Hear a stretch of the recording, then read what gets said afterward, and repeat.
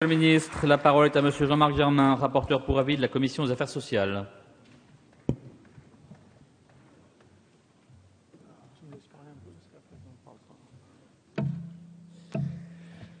Monsieur le Président, Monsieur le Ministre, Monsieur le Président de la Commission des affaires économiques, Madame la rapporteure. Après, chers collègues, Monsieur Emmanuelli, vous avez raison de rappeler aux nouveaux parlementaires la politesse la plus élémentaire. Après notre rapporteur, je voudrais revenir sur les raisons les plus essentielles qui nous ont amenés à vous proposer ce texte. Nous avons fait l'analyse, depuis plusieurs années, que les crises à répétition que notre pays, et au-delà l'Europe et le monde, connaissaient n'étaient pas des soubresauts ou des manifestations de leur caractère cyclique, mais les symptômes d'un système à bout de souffle. Nous en avons tiré la conséquence que le redressement de la France, qui a été au cœur des priorités du programme présidentiel de François Hollande, passait par des mesures d'urgence, mais aussi par des réformes de structure. Les mesures d'urgence, nous les avons prises et elles commencent à porter leurs fruits. Mesures d'urgence pour la croissance, qui ont interrompu la spirale de l'austérité en Europe et permis un premier rayon de soleil sur ce flanc au deuxième trimestre de cette année. Mesures d'urgence aussi pour l'emploi, notamment avec les emplois d'avenir, qui ont déjà permis l'inversion de la courbe du chômage des jeunes depuis 3 mois. Mesures d'urgence pour les PME et les filières d'avenir, vous venez de le rappeler, Monsieur le Ministre, avec le CICE et les investissements dans les plans sectoriels. Mesures d'urgence, enfin, pour le rééquilibrage des comptes publics par la justice fiscale et l'efficacité de la dépense publique. Les réformes de structure aussi, nous les avons engagées. L'État ne peut pas tout, mais sans l'État, l'économie ne va pas du tout. On l'a malheureusement expérimenté en payant le prix fort du chômage et de la crise économique. Notre projet, c'est le retour d'un État stratège qui donne les orientations indispensables et les impulsions nécessaires, qui, par une fiscalité revue de fond en comble, favorise l'entrepreneur plutôt que le banquier, le créateur, l'ingénieur et le salarié plutôt que le rentier, et par une démocratie sociale écoutée et entendue. Un État avec un bras financier, c'est la Banque publique d'investissement. Un État qui régule la finance avec la loi bancaire et protège les consommateurs avec la loi Hamon. L'État ne peut pas tout, mais l'actionnaire n'a pas droit à tout. Nous voulons pour notre pays des entreprises citoyennes. Cela a été longtemps un slogan creux. Aujourd'hui, nous voulons donner corps à cette entreprise.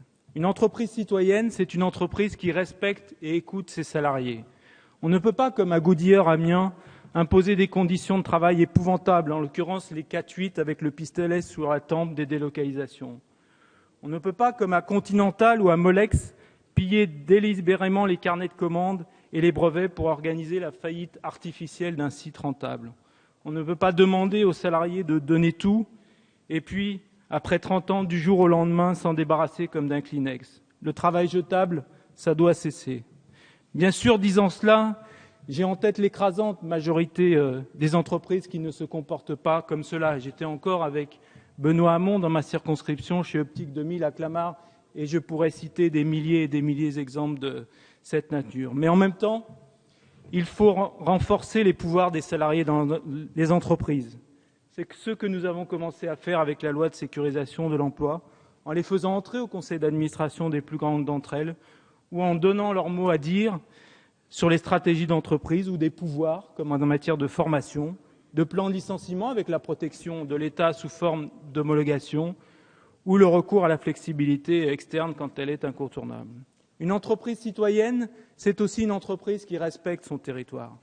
On ne peut pas, quand on s'appelle Michelin ou Unilever, faire venir à jouer les Tours ou à Marseille avec Fralib des centaines de salariés avec leurs familles, demander aux collectivités locales d'investir dans les logements, dans les infrastructures, dans les écoles, et puis du jour au lendemain mettre la clé sous la porte sans supporter la conséquence des pertes d'emplois.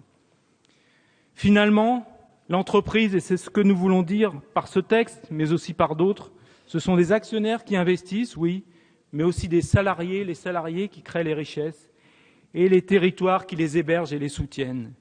Et la conjonction, et seule la conjonction des efforts des 3 parties, rend l'entreprise durable. Les pouvoirs des premiers, les actionnaires, doivent être rééquilibrés au pouvoir des seconds, au profit des seconds, les territoires et les salariés. Voilà l'immense tâche qui nous attend. Cela ne se fera pas en un jour, mais cette proposition de loi y apporte une nouvelle pierre.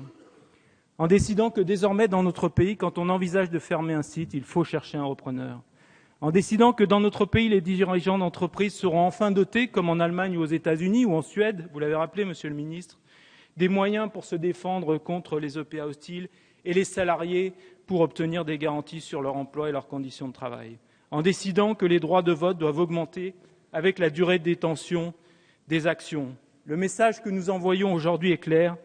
Bienvenue aux investisseurs sérieux, non aux prédateurs. C'est en pensant aux Fralib, aux Conti, aux Molex, aux Goodyear, aux salariés de Florange, de Technicolor, d'Electrolux, de PSA, de Doux, de Sanofi, de Michelin, d'Ecotine, de M-Réal, de Friskel, mais aussi de Renault, de Peugeot, de Michelin, de Pilpa, de Petroplus, cher Guillaume, que je vous demande de penser lorsque nous allons débattre de ce texte, parce qu'à travers eux, c'est à l'avenir de notre pays que nous travaillerons. Je vous remercie.